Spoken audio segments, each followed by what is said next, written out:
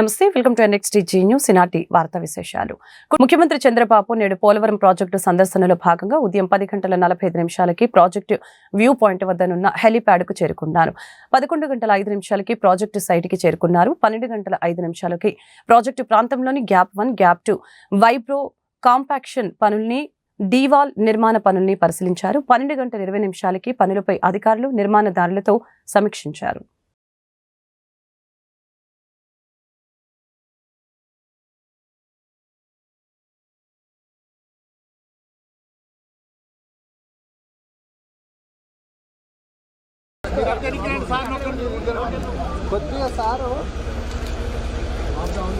అవతల తీసుకోండి వెళ్ళి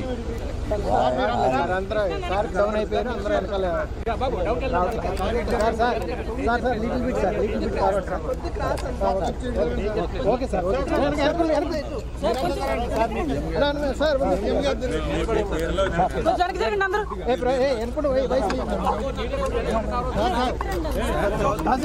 కెమెరా వస్తుంది.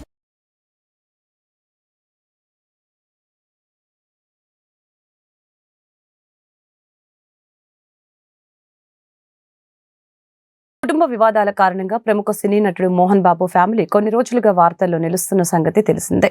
మంచు మనోజ్ పొలిటికల్ ఎంట్రీ ఇవ్వబోతున్నారంటూ ప్రచారం, నంద్యాల కేంద్రంగా పొలిటికల్ ఎంట్రీ ఇస్తున్నారని సమాచారం. ఈ ప్రచారంపై ఇంకా స్పందించని మనోజ్, మౌనిక. తాజాగా మంచు ఫ్యామిలీకి సంబంధించి ఒక ఆసక్తికర ప్రచారం జరుగుతుంది. మోహన్ బాబు కుమారుడు మంచు మనోజ్, ఆయన భార్య మౌనిక ప్రత్యక్ష రాజకీయాల్లోకి అడుగు పెట్టబోతున్నారని చెప్తున్నారు. జనసేనలో వారు చేరబోతున్నారనే ప్రచారం జరుగుతోంది. నంద్యాల నుంచి పొలిటికల్ ఎంట్రీ ఇవ్వబోతున్నారని అంటున్నారు. అయితే ఈ ప్రచారంపై మనోజ్ కానీ, మౌనిక కానీ ఇంకా స్పందించలేదు. వైసీపీ అధినేత వైఎస్ జగన్మోహన్ రెడ్డిపై మంత్రి అనకాని సత్యప్రసాద్ తీవ్ర విమర్శలు గుప్పించారు. రాష్ట్రాన్ని అప్పుల కుప్పగా మార్చిన జగన్ కి ఆస్తులు సృష్టించడం గురించి మాట్లాడటం హాస్యాస్పదంగా ఉందని విమర్శించడం జరిగింది. మాఫియాను నడిపే వైసీపీ అధినేత జగన్మోహన్ రెడ్డికి విజన్ డాక్యుమెంట్ల విలువ ఏం తెలుస్తుందని మంత్రి అనకాని సత్యప్రసాద్ విమర్శించారు. హైదరాబాద్ అభివృద్ధి, పెరిగిన ప్రవాసాంధ్రుల ఆదాయాలు విజన్ 2020 విజయానికి తార్కాణాలని తెలియజేశారు. విజన్ 2020 ద్వారా ఇంటికో ఐటీ ఉద్యోగిని తయారు చేశామని మంత్రి సత్యప్రసాద్ తెలియజేశారు. విజన్ 2047 ద్వారా ఇంటికో పారిశ్రామికవేత్తను ఖచ్చితంగా తయారు చేస్తామని చెప్పారు. రాష్ట్రాన్ని అప్పుల కుప్పగా మార్చిన జగన్ కి ఆస్తులు సృష్టించడం గురించి మాట్లాడటం హాస్యాస్పదంగా ఉందని తెలిపారు.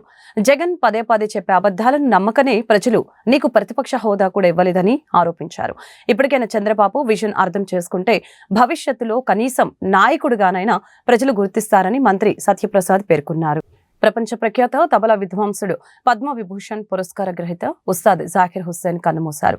అధిక రక్తపోటు, గుండె సంబంధిత సమస్యతో బాధపడుతున్న ఆయన 2 వారాలుగా అమెరికాలోని శాన్ ఫ్రాన్సిస్కోలో ఒక ఆసుపత్రిలో చికిత్స పొందుతూ మరణించారు.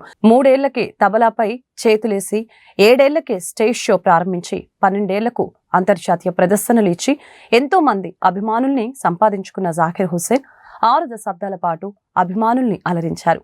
సోషల్ మీడియాలో చాలా యాక్టివ్ గా ఉండే జాకిర్ హుస్సేన్ తరచుగా పోస్టులు చేస్తూ ఉంటారు. ఈ నేపథ్యంలో ఇన్స్టాగ్రామ్ లో ఆయన చేసిన చివరి పోస్ట్ ప్రస్తుతం వైరల్ అవుతోంది. ఈ ఏడాది అక్టోబర్ నెలలో అమెరికాలోని తన ఇంటి వరండాలో విశ్రాంతి తీసుకుంటూ చుట్టుప్రక్కల ప్రకృతిని స్వయంగా చిత్రీకరించారు. ఆ వీడియోను ఇన్స్టాగ్రామ్ లో పోస్ట్ చేస్తూ అద్భుతమైన క్షణం అంటూ కామెంట్ చేశారు. ఆ వీడియో ప్రస్తుతం సోషల్ మీడియాలో వైరల్ అవుతోంది. భారత ఖ్యాతిని ప్రపంచవ్యాప్తం చేసిన జాకిర్ హుస్సేన్ మృతికి ఎంతో మంది ప్రముఖులు నివాళులర్పిస్తున్నారు. తొల్లూరులో ఎన్టీఆర్ విగ్రహాన్ని ఆవిష్కరించిన కేంద్ర సహాయ మంత్రి పెమ్మసాని చంద్రశేఖర్. ఈ సందర్భంగా పెమ్మసాని మాట్లాడారు. ఎన్టీఆర్ విగ్రహాన్ని పండుగ వాతావరణంలో ఆవిష్కరించడం సంతోషంగా ఉందని తెలియజేశారు. సాధారణ ఎన్నికలు ముగిసిన 6 నెలలైనా ఇంకా ఎన్నికల వాతావరణం కనిపిస్తుందని చెప్పారు. గత 5 ఏళ్లలో అమరావతి బీడుపడిన భూములు, ముళ్ల చెట్లు, గుంతలు పడిన రోడ్లతో నిండిపోయాయని చెప్పారు. చంద్రబాబు ప్రపంచమంతా మన వైపు చూసేలా అమరావతి నిర్మాణం చేపట్టారని అన్నారు. అమరావతిలో ఆగిపోయిన పనులన్నీ తిరిగి ప్రారంభం కావటం సంతోషంగా ఉందని తెలిపారు.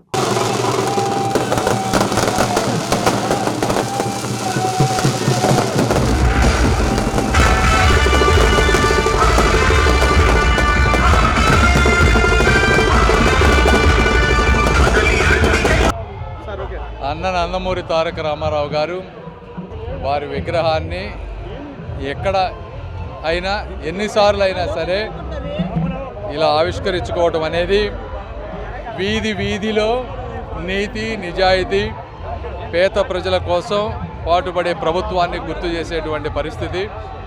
ఈరోజు తుళ్ళూరు ప్రాంత ప్రజలు చూస్తూ ఉంటే మళ్ళీ ఒక పండగ వాతావరణం, ఒక ఎలక్షన్ వచ్చిన మూడులో ఉంది. జనరల్గా వితిన్ 6 monthsలో ఇంత పండగ వాతావరణం అనేది రేరు. అంత ఆనందంగా ఉన్నారు ప్రజలు. ఇలా అన్నగారి విగ్రహాలు కానీ ఆయన పుట్టినరోజులు కానీ చేసుకోవడం మనసుకు చాలా ఆనందంగా ఉంటుంది. మీకు తెలుసు, అమరావతి గత 5 సంవత్సరాలు తీసుకుంటే బీడు పట్ల భూములు, ముళ్ళు పెరిగిన చెట్లు, రోడ్లు గుంతలు పడ్డ రోడ్లు, ఈ విధంగా చెదిరిన కళలు. అలాంటి అమరావతి ఈరోజు అద్భుతమైనటువంటి రోడ్లు, ఆగిపోయిన కట్టడాలన్నీ మళ్ళీ ముందుకు వెళ్ళటం, 15,000 కోట్ల రూపాయలు, ఇవన్నీ చంద్రబాబు గారు పట్టుదల. ఈ అమరావతి నగరాన్ని తెలుగువారు గర్వపడే విధంగా, ప్రపంచం అంతా మన వైపు చూసే విధంగా చేయాలనేటువంటి ఆయన సంకల్ప బలం ఈరోజు 15,000 కోట్ల రూపాయలు తీసుకురావడం కానీ, లేకపోతే ఇవన్నీ ముందుకు వెళ్ళేటువంటి పరిస్థితి, పండగ వాతావరణం, అన్ని వర్గాల ప్రజలు అందరికీ పనులు దొరకటం కానీ చాలా ఆనందంగా ఉంది ఈరోజు. రిజర్వేషన్ల వర్గీకరణపై రాష్ట్ర ప్రభుత్వం పునరాలోచన చేయాలని మాల మహానాడు రాష్ట్ర ప్రధాన కార్యదర్శి సొంగ వెంకటరమణ డిమాండ్ చేశారు. వర్గీకరణను వ్యతిరేకిస్తూ హలో మాల చలో గుంటూరు కార్యక్రమానికి సంఘీభావంగా మాల మహానాడు రాష్ట్ర ప్రధాన కార్యదర్శి సొంగ వెంకటరమణ ఆధ్వర్యంలో భారీ ర్యాలీని చేపట్టారు. ఈ సందర్భంగా వారు మాట్లాడారు. మాలలపై మందకృష్ణ మాదిగ చేసిన వ్యాఖ్యలను ఖండించారు. మాల మాదిగలను విడదీసి పాలించే కుట్రలని తాము సహించబోమని వెంకటరమణ రిజర్వేషన్లపై ప్రభుత్వం పునరాలోచించాలని డిమాండ్ చేశారు. మాలలకి అన్యాయం చేయాలని చూస్తూ ఊరుకోబని వర్గీకరణకు వ్యతిరేకంగా రాష్ట్ర వ్యాప్త ఉద్యమాలు చేస్తామని హెచ్చరించారు. కార్యక్రమంలో మాల మహానాడు నేతలు దాసరి రవి, గుంటూరు కమలయ్య, విప్పర్ల అమరేశ్వరరావు, విప్పర్ల మత్తయ్య, దొప్పలపూడి వెలంగిని, వెంకయ్య, రత్నరాజు తదితరులు పాల్గొన్నారు. ముందుగా మీడియా మిత్రులకు నా ఉద్యమ జయభీములు. అదేవిధంగా ఈరోజు నల్లపాడు గడ్డ అంబేద్కర్ అడ్డా కాబోతుంది. కొన్ని గంటల్లో వర్గీకరణ అంశమై ఎంఆర్పిఎస్ నాయకుడు మందాకృష్ణ మాదిగ మాలల్ని ఉద్దేశపూర్వకంగా ఏదైతే మాట్లాడాడో దాన్ని తిప్పికొట్టే విధంగా ఈరోజు మాలలు సింహాలై గర్జించడానికి ఇలా మాలల సింహ గర్జన నల్లపాడులో జరగబోతుంది. అదేవిధంగా మరి ముఖ్యంగా ఎస్సీ రిజర్వేషన్ను సుప్రీంకోర్టు ఇచ్చిన ఆదేశాలకు మేము వ్యతిరేకంగా, ఎందుకంటే జీవో 25ని అంతకుముందు సుప్రీంకోర్టు జీవో రద్దు చేసింది. మళ్ళీ కేంద్ర ప్రభుత్వం ఏదైతే బీజేపీ ప్రభుత్వం కేంద్రంలో ఉందో వారు కృష్ణమాదికి అనుకూలంగా ఇవాళ వర్గీకరణను ముందుకు తీసుకొచ్చారు. సుప్రీంకోర్టు న్యాయమూర్తులతో ఇవాళ ఈ సుప్రీంకోర్టు జీవోని ముందుకు తీసుకొచ్చారు.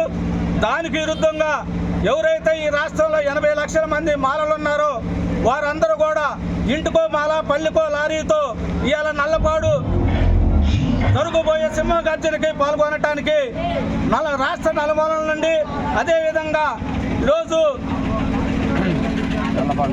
నల్లపాడు నుంచి ర్యాలీగా, నల్లపాడు మాలపల్లిలో నుండి ర్యాలీగా ఈ యొక్క బహిరంగ సభకి రావడానికి సిద్ధంగా ఉన్నాం.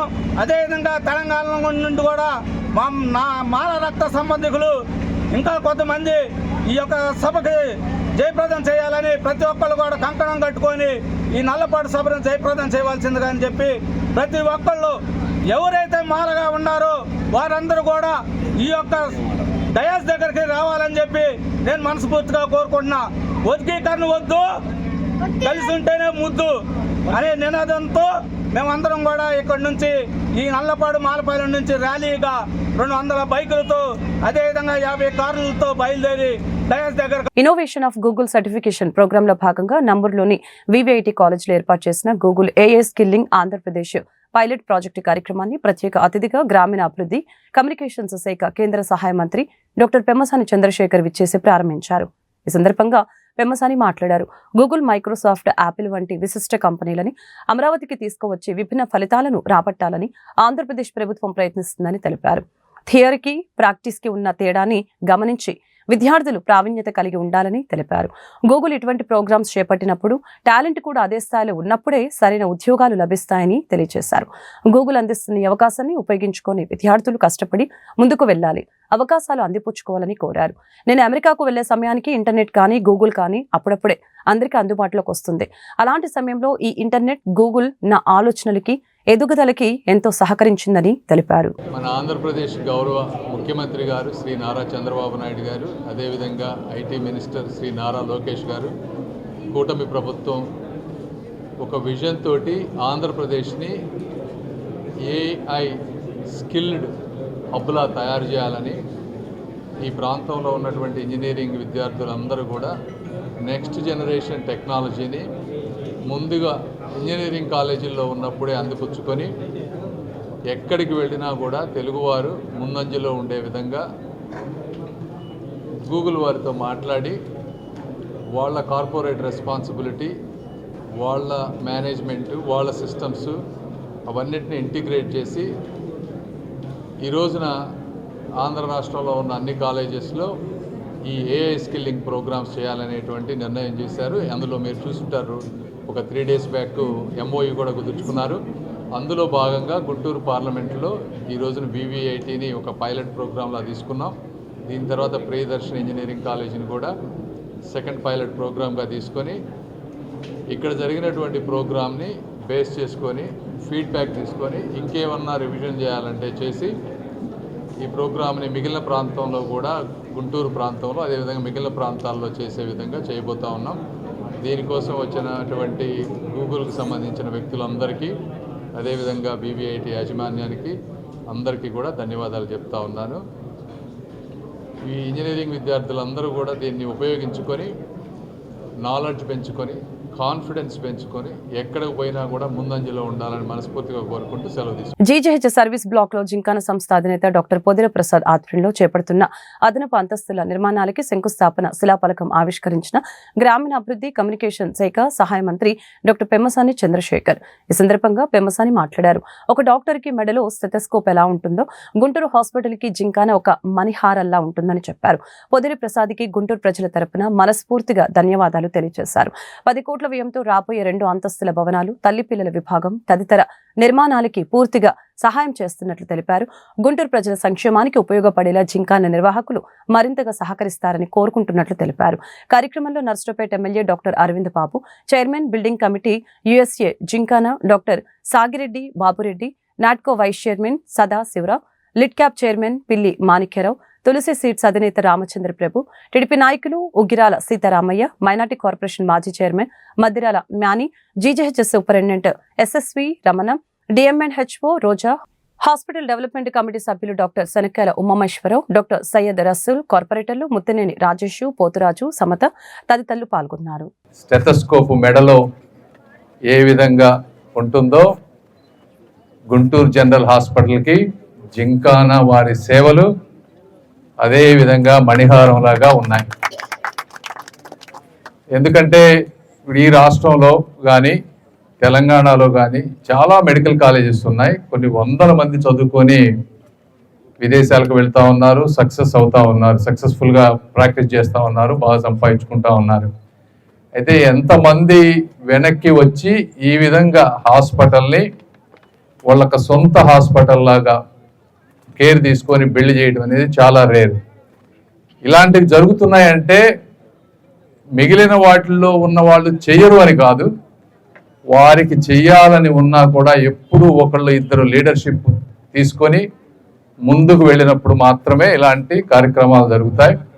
అలాంటి లీడర్షిప్ తీసుకొని ఈ విధంగా జింకానా ద్వారా ముందుకు తీసుకువెళ్తున్నటువంటి పొదిలి ప్రసాద్ గారికి, బాబురెడ్డి గారికి, అదేవిధంగా వారి సభ్యులందరికీ కూడా గుంటూరు ప్రజల తరపున మనస్ఫూర్తిగా ధన్యవాదాలు తెలుపుకుంటా ఉన్నాను నేను.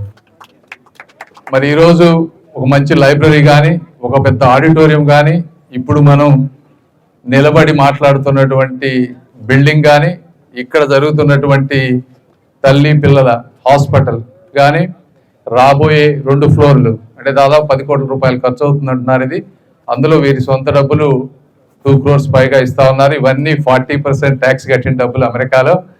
కాబట్టి వాటి విలువ నాకు కూడా తెలుసు, అవి ఎంత కష్టమో అని. ఎంతమంది పేషెంట్లని పొద్దున్న నుంచి సాయంత్రం దాకా చూస్తే 40% ట్యాక్స్ కడితే ఆ డబ్బు వస్తుందో అర్థం చేసుకోవాలి.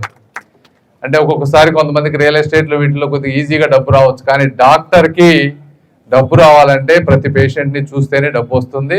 అలాంటి వారి కష్టార్జితాన్ని పేద ప్రజల కోసం అంకితం చేస్తున్న వారందరికీ కూడా ఇంకొకసారి మనస్ఫూర్తిగా ధన్యవాదాలు తెలుపుకుంటూ, మీరు చూపించిన ఈ ఔదార్యాన్ని మేమందరం తప్పనిసరిగా బాధ్యతగా తీసుకొని ఈ ప్రాంతంలో మంచిగా మీ ప్రతి రూపాయి ఉపయోగపడే విధంగా చూసుకొని మీకు మంచి జరిగే విధంగా, గుంటూరు ప్రజలకు మంచి జరిగే విధంగా చేసుకుంటామని మనస్ఫూర్తిగా ఒకసారి కృతజ్ఞతలు తెలుపుకుంటూ ఈ వార్తలు ఇంతటితో సమాప్తం. మరొక బులెటిన్ మళ్ళీ కలుద్దాం. నమస్కారం.